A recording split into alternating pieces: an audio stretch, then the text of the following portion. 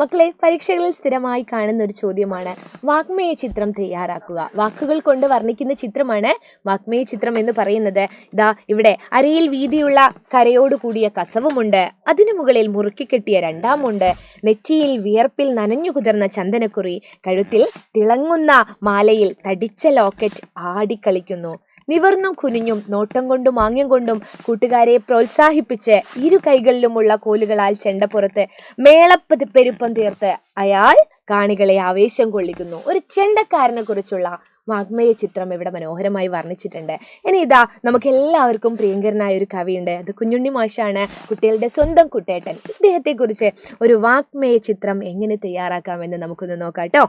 കുഞ്ഞുണ്ണി മാഷ്: നെറ്റിയിൽ ഭസ്മക്കുറി, കഴുത്തിൽ രുദ്രാക്ഷമാല, പൊക്കമില്ലായ്മയാണ് എൻ്റെ പൊക്കമെന്ന് വിളിച്ചു പറയുന്ന കണ്ണുകൾ, വെണ്മയുടെ പ്രതീകമായ വെളുത്ത താടി, ആ കറുത്ത കണ്ണട വെച്ച് എഴുതുന്നതോ കുട്ടികൾക്കുള്ള പ്രിയ കവിതകളും.